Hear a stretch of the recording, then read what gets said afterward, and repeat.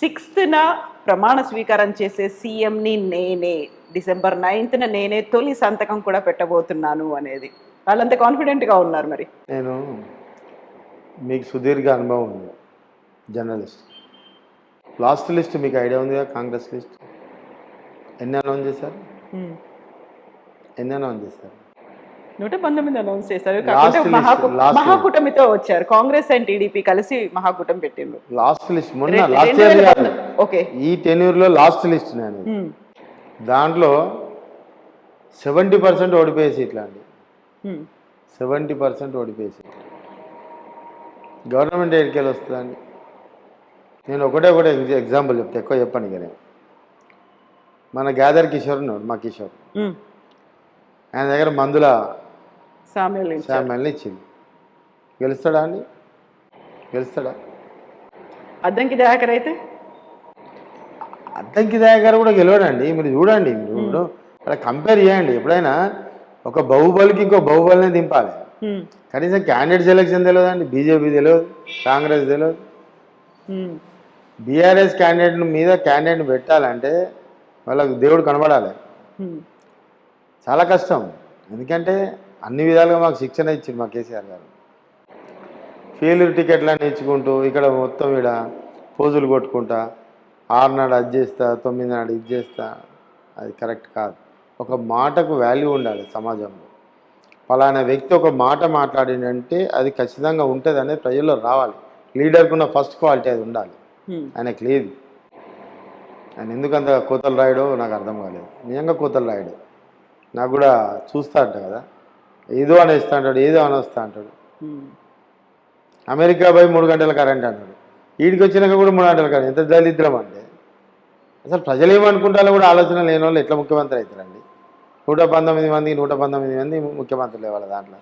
ప్రజలు నమ్ముతారా వీళ్ళ తనుగుండే సరిపోతుంది. ఎందుకురా బాబు, మా కేసీఆర్ గారు అనుకున్నట్టు చేస్తానని చేస్తారు.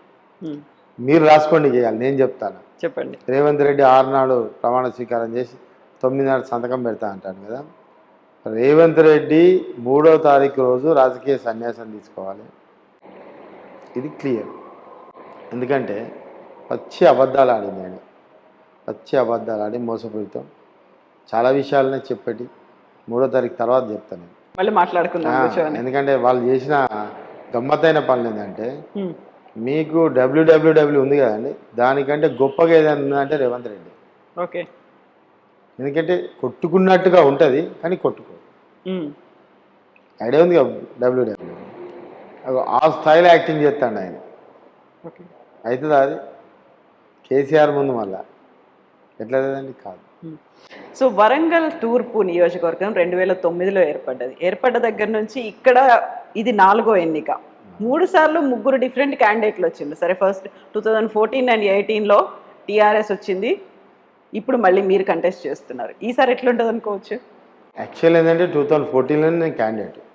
నాకు హెల్త్ బాగాలేదు. అప్పుడు హెల్త్ బాగాలేకపోవడం వల్ల హెల్త్ బాగాలేదని సీఎం గారు వీళ్ళకి ఇవ్వడం జరిగింది. ఇప్పుడు ఎవరైతే నాకు అపోనెంట్గా ఇవ్వడం జరిగింది, ఆ రోజే చెప్పారు, ఆయన సీటు మీకు ఇస్తున్నామండి, మీ సీటు కాదు ఇది. 2018లో మీరు పరకాలకి వెళ్ళాలి, ఆయన ఇక్కడ నుంచే పోటీ చేస్తాడు.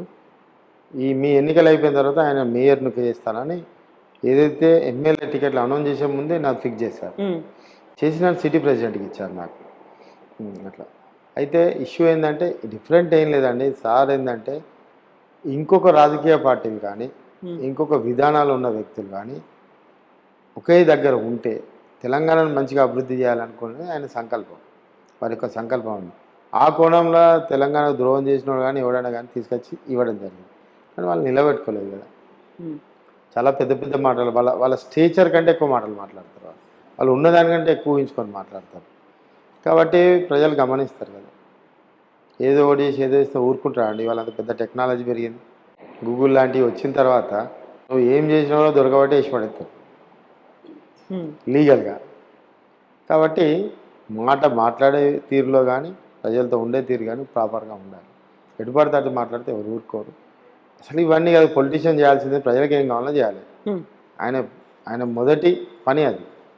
ఆ పని చేయకుండా ఏదేదో చేయాలని ప్రయత్నం చేసినాడు. నీ యాటిట్యూడ్ను ప్రజలు గమనిస్తారు. గమనించి వారు సరైన టైంలో సరైన వాత పెడతారు. ఇప్పుడు అది రైట్ టైం. నవంబర్ 30 అనేది రైట్ టైం, వాత పెట్టే టైం అది. ఆ వాతకు కనబడదు ఇక వీళ్ళు. మళ్ళీ అడ్రస్ ఉండదు చూడండి, మళ్ళీ కంటెస్ట్కి రారు, మీరు చూసుకోండి. ఎస్, ఎంత కాన్ఫిడెంట్గా ఉన్నారు, ఎంత మెజారిటీ మీకు వస్తుందని అనుకుంటున్నారు మీరు? నేను 2 నెలల కిందనే చెప్పిన 50,000 వస్తాను, 50,000 మెజార్టీ వస్తుంది. ఓకే, లాస్ట్ టైంకి ఆల్మోస్ట్ డబుల్. లేదు, ఆల్రెడీ 28,000 లాస్ట్ టైం యా 28,000 వచ్చింది కదా. ఎంపీ ఎన్నికలు వచ్చే నాటికి 57,000 ఇచ్చాను. మున్సిపల్ ఎన్నికలు వచ్చేసే వరకు 65,000 ఇచ్చాను. సో ఆ గ్రాఫ్ పెరుగుతూనే ఉంది అండ్ ఇట్ విల్ కంటిన్యూ ఇప్పుడు కూడా. ఎక్కడ కూడా